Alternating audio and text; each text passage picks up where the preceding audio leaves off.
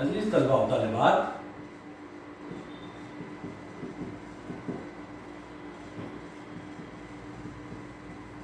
जो कल हमने गालिब का पढ़ा, मीर मेहदी मजरूर के नाम लिखा 6 अप्रैल 1860 का 6 अप्रैल 1860 का, जो कि मीर मेहदी मजरूर के नाम में गालिब ने खत लिखा और खत में जो कैफियत बयान की, जो हाल अहवाल बयान किया, इसका इसमें मकतूब में है। मीर मेहदी मजरूर को तो पहले रामपुर से दिल्ली आने का जिक्र किया है कि मीर मेहदी मजरूर ये समझे थे कि गालिब कहीं दिल्ली ही में ना हो, रामपुर में ही ना हो, तो उसका जिक्र किया कि रामपुर में कैसे रह सकता हूँ, रमज़ान का महीना आ रहा था, और फिर रमज़ान की अपनी सरगर्मियों को पेश किया। देखिए अभी तक तो जो बातें हमारे जहन में थी, वो बातें ये थी कि गालिब बनिया था, नमाजों का पाबंद नहीं था, रमज़ान का पाबंद नहीं था, नमाज रोज़े कुरान खुदाई अहकाम के ताल्लुक से गालिब के तंज़ और ज़रीफ़ाना मुकाले में बहुत माशरे में गर्दिश करते हैं, गालिब के हवाले से बयान किए जाते हैं। लेकिन इस खत के ज़रिए से मालूम होता है कि गालिब एक मदद पसंद आदमी था। रमज़ान में रोज़ों का पाबंद था, कुरान पाक की दो कुरानों को सुनने का, तिलावत का पाबंद था। और जिस तरीके से इस मकतूब में मीर मेहदी मजरूर को अपने ज़रीब भर की कारगुजारी सुनाई,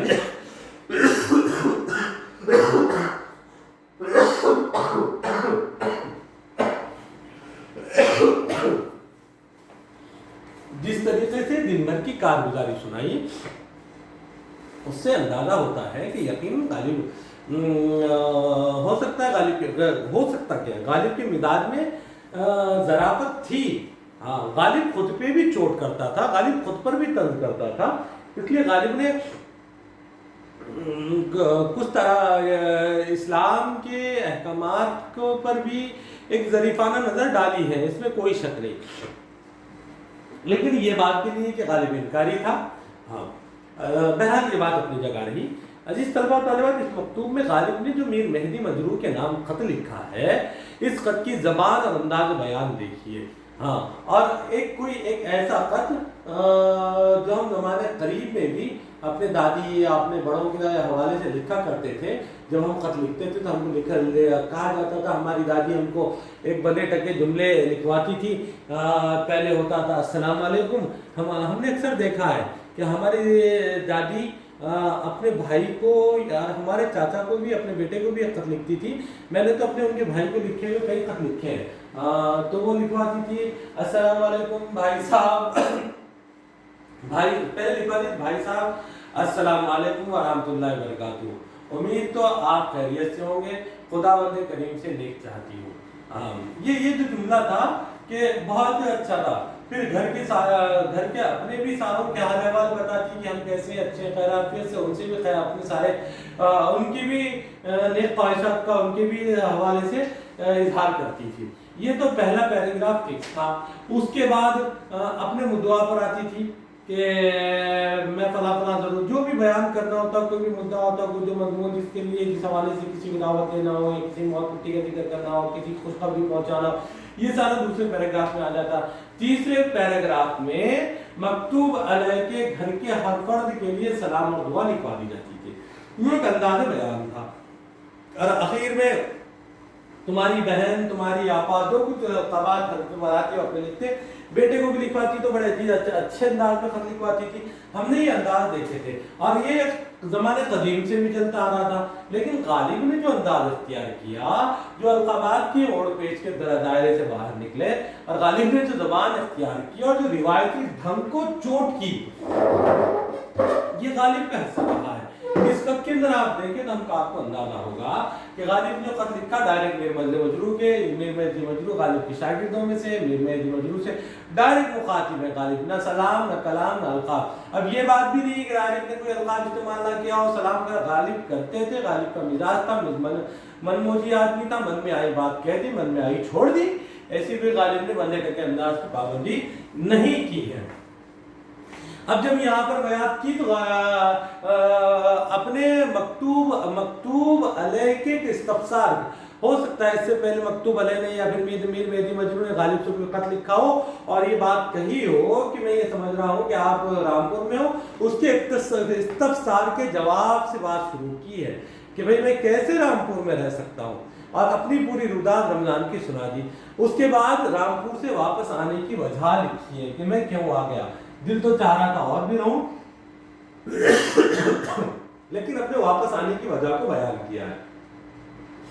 اس کے بعد موقع محل کے حساب سے رامپور کے جانے کا مدعا بھی بیان کیا کہ رامپور کے نواب کس طریقے سے قدردان ہیں، وہ کس طریقے سے مہینہ دیتے ہیں، اور اگر میں دلی میں رہوں تو 100 روپیے اور رامپور میں رہوں تو 100 روپیے کے ساتھ اور دوستانہ اور مہمان نوازی کے طور پہ 100 روپیے یعنی 200 روپیے اس طریقے سے مہینہ دیتے ہیں، اور حکومت کی طرف سے ملنے والی پینشن کا بھی ذکر کیا۔ اور ایک بات بہت ہی اچھی انداز اس میں کہہ دی کہ جس کے وسیلے سے یا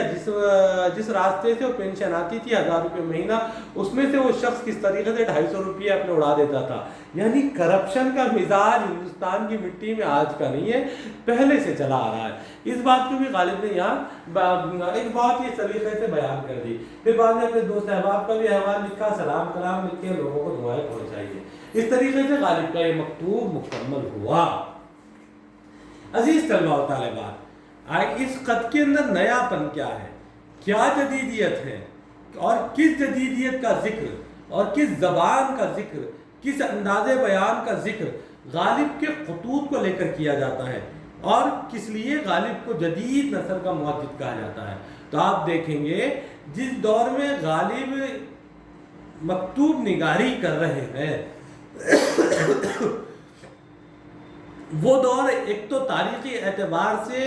ہندوستان کی تاراجی کا دور ہے، لسانی اعتبار سے وہ دور ہے جہاں پر فارسی کا غلغلہ رہا، حکومت کی زبان فارسی رہی تھی، اور فارسی زبان حکومت کی ہونے کی وجہ سے شرفاء، علماء، ادباء، صلحاء، صوفیاء کی زبان رہی ہے۔ اس لیے فارسی زبان کو اس زمانے میں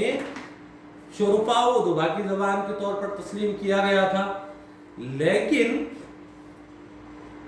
غالب نے جب فارسی کے گنجلک الفاظ، ثقیل زبان اور بہت ہی تنگ اور بہت ثقیل محاوروں سے آزاد ہو کر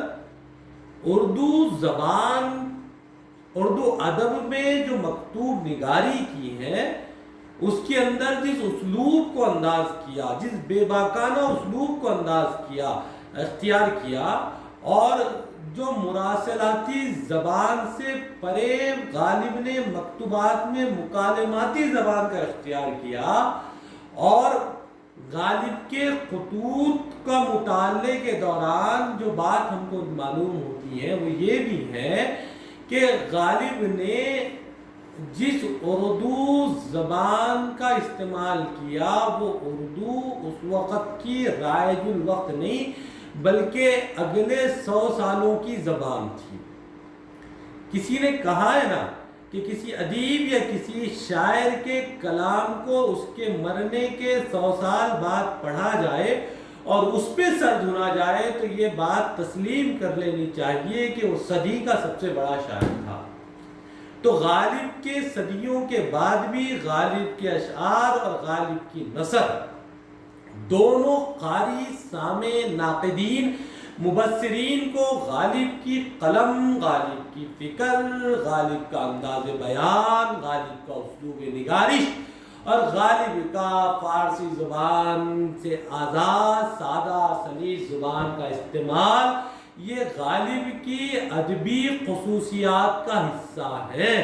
جو کہ شاعری میں ہو جو یا نثر میں ہو، ہم کو غالب کا بہت بہترین طریقے سے نظر آتا ہے۔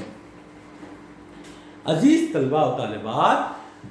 یہ جو خصوصیات غالب کے مکتوبات کی ہے ہم کو غالب کے ہر مکتوب میں نظر آتی ہے، اور اسی لیے غالب کا جو اسلوب ہے جو روایتی اسلوب سے ہٹ کر ہے، جو کسی تسنا اور کیا کہیں گے مرصع مسجع زبان سے آزاد ہے، اور القابات کے ہیر پیچ گورکھ دھندوں سے آزاد ہے، ایک سادہ چھوٹے چھوٹے جملوں میں سادہ سادہ انداز میں اپنی بات کہنے کے سلیقے سے لبریز ہے، اور اپنی بات کو کسی تیسرے حوالے سے پیش کرنے کے بجائے غالب